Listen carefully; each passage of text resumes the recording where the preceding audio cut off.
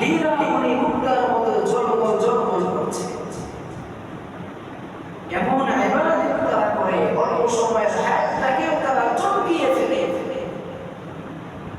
আর অনেক মানুষের হায়াত এমন হয়, অনেক মানুষের জীবন এমন হয় 60-70-100 বছর দীর্ঘ হায়াত এমন ভাবে তারা অতিবাহিত করে, জীবনের শেষ সীমানায় পৌঁছে জীবনের দিকে ফিরে তাকালে, হায়াতের দিকে তাকালে মনে হয় গোটা বিশাল জীবনটা গঙ্গা নদীর মতো ময়লা ধ্বংসস্তূপে পরিণত হয়ে গিয়েছে। এত নাফরমানি, এত পাপ, এত অন্যায় সে করেছে, গোটা জীবন ভরেই তার অন্যায় অন্যায়। আমার সর্বক্ষেত্রে আমার রক্ষা করা, আমার স্ত্রীর সন্তান, আমার বৃদ্ধ বিধবা, এগুলো আমার কাছে আমার স্ত্রীর সকল সন্তান হকগুলো আমার আদায় করতে হবে। না আমার সন্তান, এটা আমার কাছে যেইভাবে খুশি এইভাবে আমার সন্তানকে লালন পালন করে বড় করতে পারি না। আমার সন্তানকে কালিমা শিক্ষা দেওয়া এটা আমার সন্তানকে কোরআন শিক্ষা দেওয়া আমার সন্তানকে হাত ধরে মসজিদে নিয়ে আসা এটা আমার জন্য আমানত। আমার সন্তানকে কোরআন শিক্ষা দেওয়া যেমন আমানত, সূরা ইয়াসিন আর রহমান শিক্ষা দেওয়া আমানত। আমার সন্তানকে আমি চাইলেই নেইমার, মেসি, আর্জেন্টিনা, ব্রাজিল শিক্ষা দিতে পারবো না বলে চাইলেই সবকিছু শিক্ষা দেওয়া যাবে, চাইলেই সবকিছু করতে দেওয়া যাবে। ধমক দিয়ে শাসন করে আমার সব পথে নিয়ে আসতে হবে। যদি আমি না করি তাহলে কাল কিয়ামতের কাঠ করায় এই সন্তান আমাকে বলবে, আল্লাহ তাআলাকে বলবে, আমাকে এই পথ কে চেয়েছিল? আমি তো ছোট ছিলাম, সন্তান ছিলাম, যখন ভূমিষ্ঠ হয়েছিল তখন আমি কিছুই বুঝতাম না। আমাকে এই গুনাহ কে শিখিয়েছে? খারাপ পথে আমাকে নাফরমানি কে শিখিয়েছে?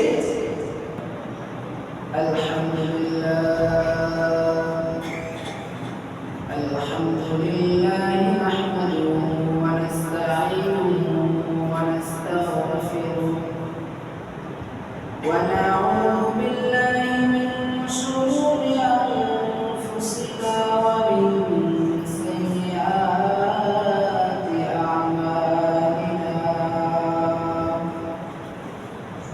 মান ইয়াহদিল্লাহু ফালা মুদিল্লা লাহু ওয়া মান يضلل فلا هادي له ونشهد أن لا إله إلا الله وحده لا شريك له ونشهد أن سيدنا وسندنا وحبيبنا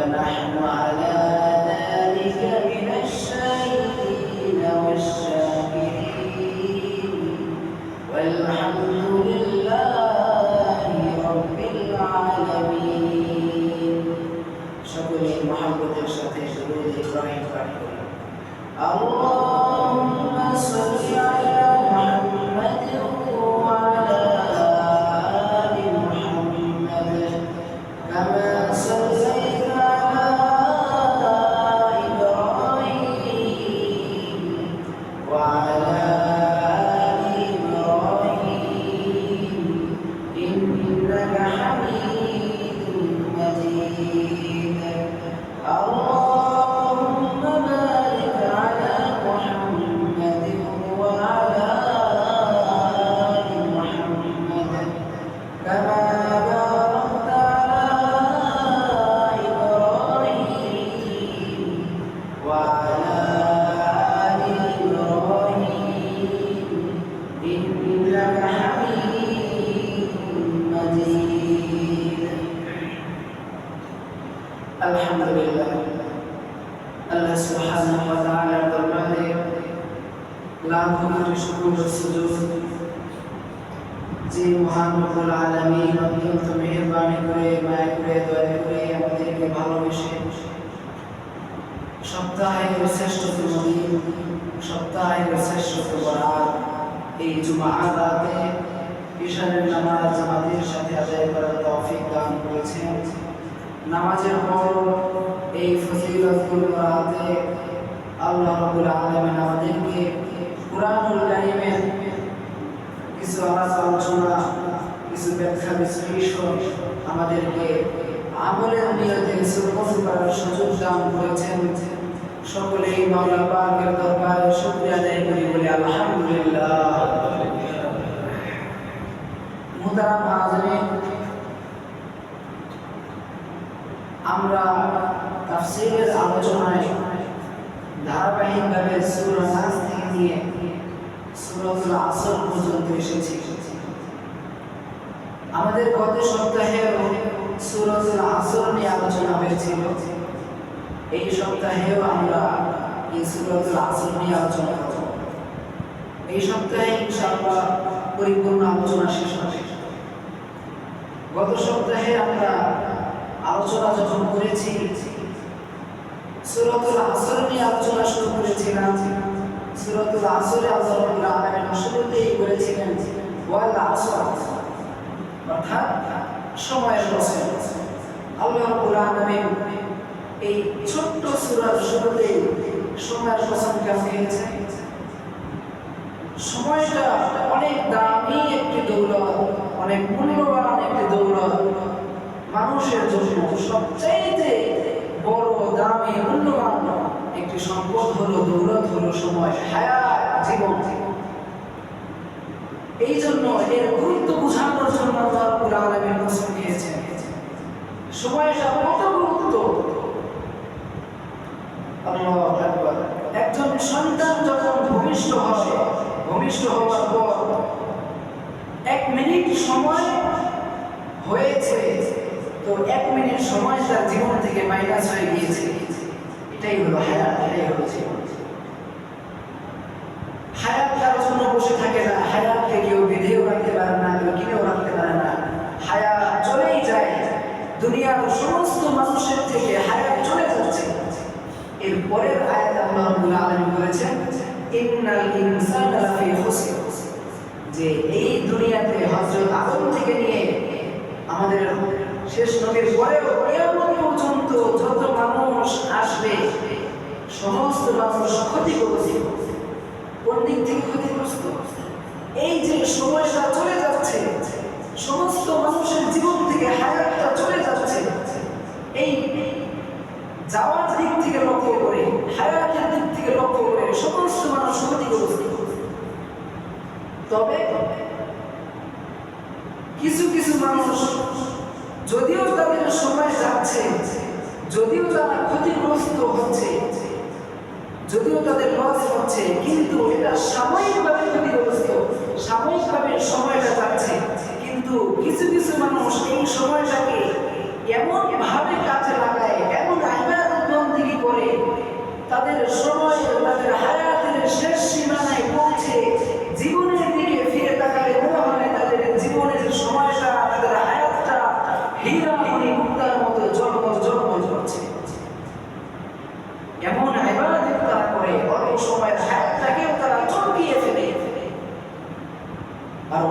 মানুষের হায়াত এমন হয়, অনেক মানুষের জীবন এমন হয় 60-70-100 বছর দীর্ঘ হায়াত এমন ভাবে তারা অতিবাহিত করে জীবনের শেষ সীমানায় পৌঁছে জীবনের দিকে ফিরে তাকালে, হায়াতের দিকে তাকালে মনে হয় গোটা বিশাল জীবনটা বুড়িগঙ্গা নদীর মতো ময়লা ধ্বংসস্তূপে পরিণত হয়ে গিয়েছে।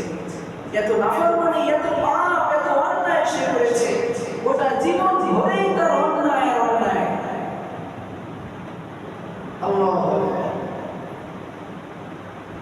তো পরের আয়াতে আল্লাহ রাব্বুল আলামিন 4টি গুণের কথা বলেছেন। এই 4টি গুণের অধিকারী যদি আমরা হতে পারি, এই 4টা গুণ যদি আমাদের ভিতরে আমরা আনতে পারি, এই 4টা গুণের অধিকারী যারা হবে তারা এই ধ্বংস থেকে, তারা এই ক্ষতিগ্রস্ত থেকে তারা মুক্ত থাকবে। এবং এই 4 শ্রেণীর মানুষের সফল, এই 4 গুণের অধিকারী তারাই সফল। তাদের হায়াতটা হীরামণি মুক্তার মতো চমকায়, আর তাদের সময় যত অতিবাহিত হয় তত তারা আল্লাহ তাআলার নিকটবর্তী হয়ে যায়। সুবহানাল্লাহ। এই 4টা গুণ কি আল্লাহ রাব্বুল আলামিন বলেছেন? ইল্লাল্লাযীনা আমানু, এক নম্বর, ওয়া আমিলুস সালিহাত, 2 নম্বর, ওয়া তাওয়াসাউ বিল হক, 3 নম্বর, ওয়া তাওয়াসাউ বিস সবর, 4 নম্বর। 4টি গুণের কথা বলা হয়েছে। গত সপ্তাহে আমরা 2টি আলোচনা করেছি, এই সপ্তাহে 2টি করব। 1 নম্বর আল্লাযীনা আমানু, 1 নম্বর গুণ হলো ঈমান আনতে হবে। বলেন 1 নম্বর গুণ ঈমান আনতে হবে। ঈমান কাকে বলা হয়? বলেন লা ইলাহা ইল্লাল্লাহু মুহাম্মাদুর রাসূলুল্লাহ সাল্লাল্লাহু আলাইহি ওয়াসাল্লাম। এটার নাম হলো ঈমান। যেমন মুখে তেমন অন্তরে বিশ্বাস করতে হবে, তেমনই ভাবে আমাদের কার্যকলাপে আমাদেরকে এটা প্রকাশ করতে হবে। তাহলে 1 নম্বর গুণ হলো ঈমান আনতে হবে। 2 নম্বর গুণ ওয়া আমিলুস সালিহাত, আমলে সালেহ অর্থাৎ নেক কাজ করতে হবে।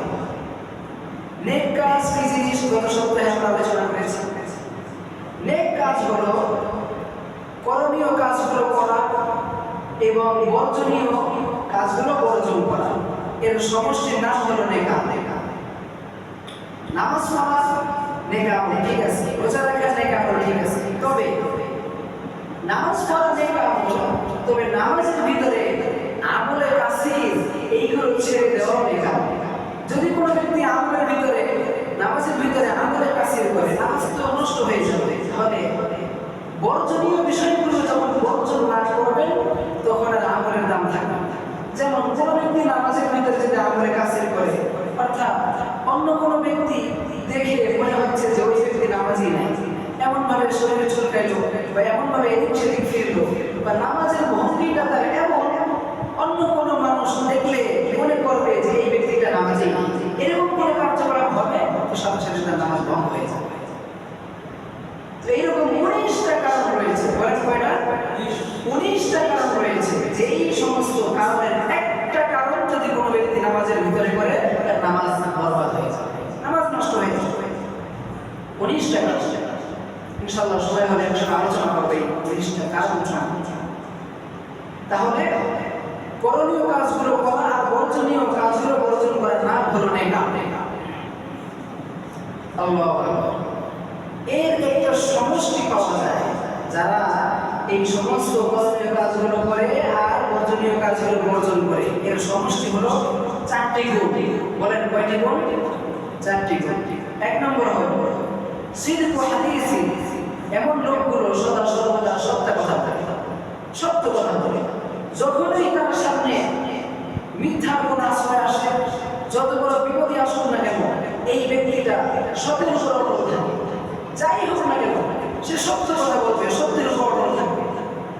2 নম্বর হলো ওয়াহিফযু আমানাতি, এই লোকগুলো সদা সর্বদা আমানতের হেফাজত করবে, আমানতের খেয়ানত করবে না, সদা সর্বদা আমানতের পাবন্দি হবে, তাদের কখনোই আমানতের খেয়ানত হবে না। আমি অফিসে চাকরি করি, আমার 8 ঘন্টা ডিউটি, এই 8 ঘন্টা হলো আমার আমানত। আমার আমানত থেকে যাতে এই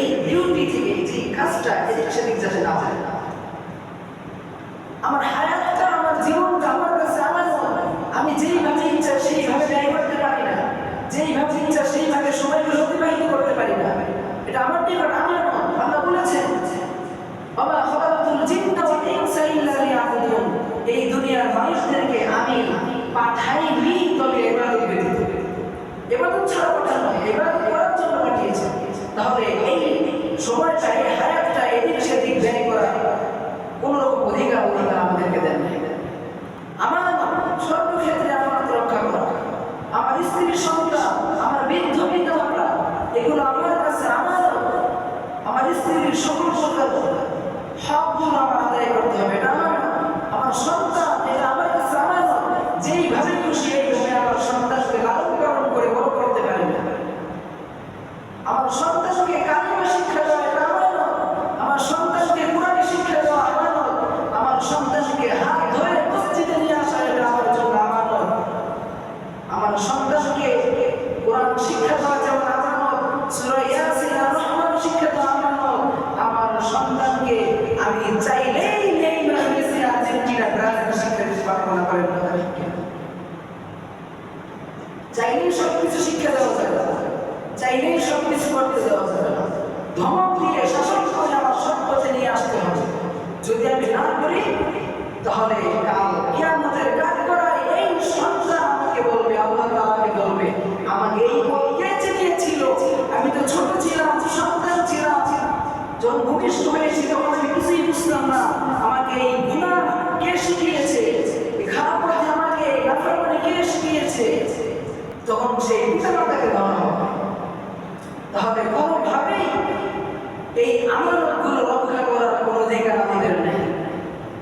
হবে আমলে সালেহ যারা করে তাদের দ্বিতীয় গুণ হলো ওয়াহিফুজ আমানাতিন, তারা আমানত রক্ষা করে। আল্লাহ আল্লাহ। এরপরে দ্বিতীয় গুণ হলো ওয়াহুসনু খলিকাতিন, যখন এই লোকগুলো কথা বলে সুন্দর ভাষায় হাসি মুখে কথা বলে। এরপরে 4 নম্বর গুণ হলো আইফাতুন ফি তাআতিন, এই লোকগুলো যখন উপার্জন করে তখন তাদের উপার্জনগুলো হালাল হয়, কোনো রকম হারাম উপার্জন তারা করে না। এটা হলো আমলে সালেহের সংক্ষিপ্ত রূপ। এরপরে আল্লাহ রাব্বুল আলামিন যে আয়াত বলেছেন, যে আলোচনা করেছেন, ওয়ামিলুস সালিহাতি ওয়া তাওয়াসাউ বিল হাক্কি ওয়া তাওয়াসাউ বিস সাবর, এই ওয়া তাওয়াসাউ বিল হক, হক সম্পর্কে আমরা যে আলোচনা আসি শুরুতে আমাদের বুঝতে হবে হক শব্দের অর্থ কি। হক শব্দের অর্থ হলো সঠিক, নির্ভুল, ইনসাফের পথ, সত্য, এগুলোকে বলা হয় হক। তবে আল্লামা কাতাদা রাহমাতুল্লাহি আলাইহি বলেছেন এখানে হক বলতে কুরআনকে বলা হয়েছে, অর্থাৎ কুরআনের মধ্যে। আল্লামা হাসান বসরি রাহমাতুল্লাহি আলাইহি বলেছেন এখানে হক বলতে, তিনিও বলেছেন এখানে হক বলতে কুরআনকে উদ্দেশ্য করা হয়েছে, মানে কুরআনের মধ্যে কুরআন যেইভাবে বলতে দিয়েছে এটাই হলো হকের হক। হক হলো 2 প্রকার, বলেন হক কত প্রকার? 1 নম্বর হুকুকুল্লাহ, 1 নম্বর আল্লাহর হক। 2 নম্বর হুকুকুল ইবাদ, বান্দার হক। বান্দার হকের ভিতরে অনেক প্রকার আছে। মা বাবার হক, স্ত্রী ছেলে সন্তানের হক, পরিবার পরিজনের হক, মুসলমান ভাই মুসলমান ভাইয়ের উপর হক, অনেক শ্রেণী রয়েছে। তবে আমরা আল্লাহর হক সম্পর্কে অল্প কিছুক্ষণ আলোচনা করি। আল্লাহর হকের ভিতরে সর্বোত্তম সর্বশ্রেষ্ঠ প্রথম হক হলো আমান্না বিল্লাহ। 1 নম্বর হক হলো আল্লাহর উপর ঈমান আনা। বলেন একজন ব্যক্তির উপরে সর্বপ্রথম আল্লাহর হক কি? ঈমান আনতে হবে, আল্লাহকে সর্বদাই বিশ্বাস করতে হবে, বিশ্বাস করতে হবে এবং আমল করতে হবে। আমান্না বিল্লাহ, ঈমান গ্রহণ করতে হবে, ঈমান আনতে হবে। এটা হলো 1 নম্বর হক। 2 নম্বর হক হলো ঈমান আনার পরে, এটা যদিও 2 নম্বর, তবে আমলের ভিতরে 1 নম্বর। ঈমান আনার পরে একজন মুসলিম ব্যক্তির সর্বশ্রেষ্ঠ আমল হলো আফজালুল ইবাদাতি সালাতুন। ঈমান আনার পরে সর্বপ্রথম হক কি? নামাজ। সর্বপ্রথম হক কি? নামাজ। এই নামাজের মাধ্যমে আপনার হক আদায় করতে হবে। কিয়ামতের দিন যখন হিসাব শুরু হবে তখন সর্বপ্রথম কিসের হিসাব হবে?